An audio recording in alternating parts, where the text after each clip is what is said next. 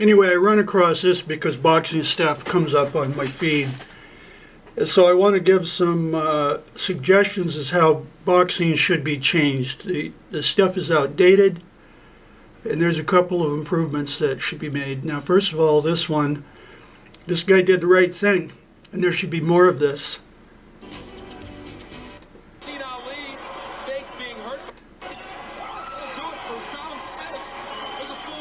There should be more of this where the person just simply quits.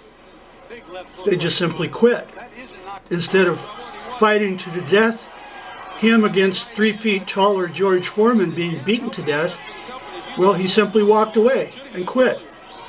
So when they do that, they should not be booed, and they should not have to fake a go down, a fake dive. They know when they're getting beat. And so the slightest thing, they go down, that I'm losing my ass. Now look at this. I mean, he was being killed. Now look.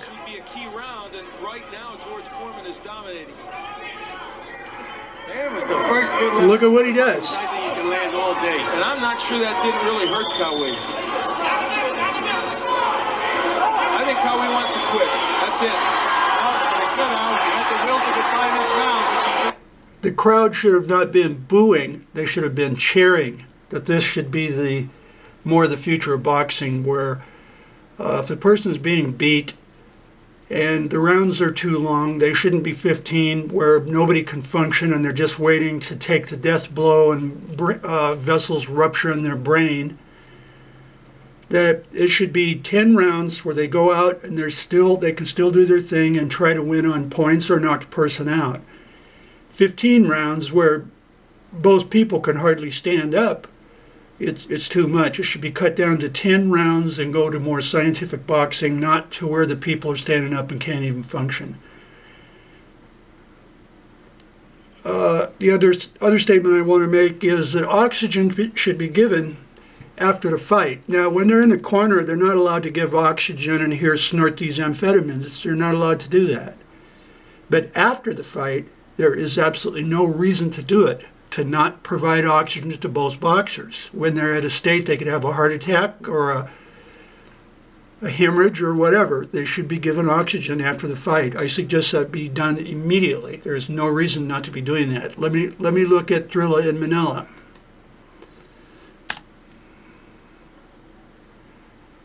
Thrilla in Manila, let's go. Okay.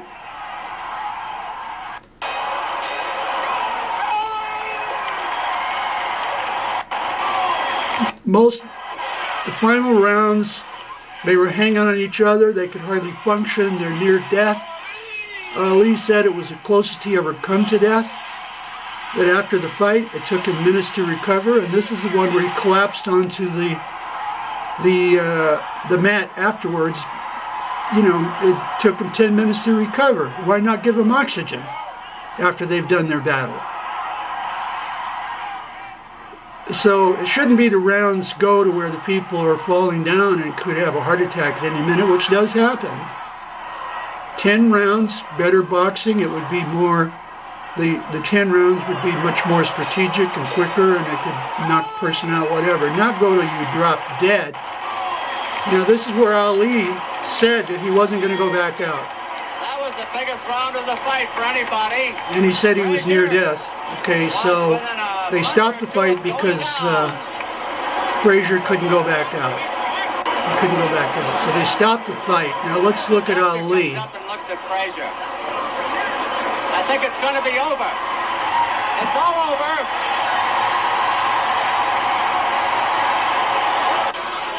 Why not give him oxygen?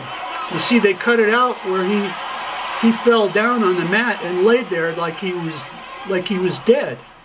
Give him oxygen after the fight. The other complaint is, and I've mentioned this before, that people should be allowed to quit. The one I uploaded about was where the kid, his first fight, he was like 18, you know, not heavyweight match, 18, goes out, gets hit. And then they noticed him staggering. And so several rounds go on where all the experts analyzed it and say they should have stopped it. The guy was staggering. It shows brain damage, that his brain was bleeding. And even when the guy didn't want to go out, they over in the corner, I hope they got put in jail because of this, but they said, you get back out there and fight. They sent him out and he dropped dead. You know, you can find it if you type in death in the ring. That fight is there, where the kid was killed and they literally pushed him out and said, get back out there, even though he was trying to quit and could hardly stand up and collapsing in the corner. So boxing should not be where people are killing each other, you know, fight to the death. And that's my statement about MMA.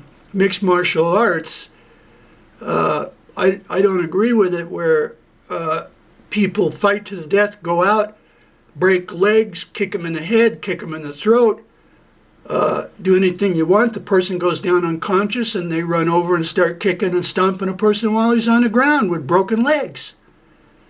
You know, that's not right. Now, two people can fight to the death privately, but what's wrong is when it's a business where people go pay in, you know, pay to get in, and then the people get up there, roundhouse kicks, do any goddamn thing you want. The person goes down, break their legs, rush over, kick them, break their ribs while they're down. That's no way. That's wrong. That's wrong. I don't think it will last. And in those fights, some of it is faked, where both people know, okay, we're not going to go out there and kill each other. And so they decide whether they're going to fight to the death or pull punches, stuff like that. They do that. But no, that's my suggestion for boxing is lessen the rounds to 10. For more strategic boxing, win on points, not where they're up there dropping dead. Go to the last second where the death blow is going to come and rip apart the blood vessels in the person's head, or they fall down, and you know. But that's it. That's my thing. Mixed martial arts, I do not agree with it. Where people go out, kick, break legs, and beat the person when they're down on the ground. You know, it won't last. They'll either have, and also with virtually no gloves. With virtually no gloves, people do get killed in mixed martial arts.